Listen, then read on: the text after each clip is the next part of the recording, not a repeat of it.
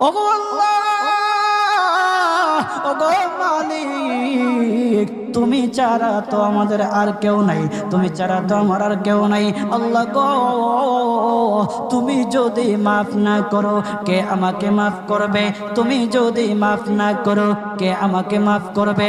তুমি যদি আমাকে মাফ করো তাহলে তোমার কোনো দিকে কমবে না, তুমি যদি আমাকে মাফ না করো তোমার কোনো দিকে বাড়বে না।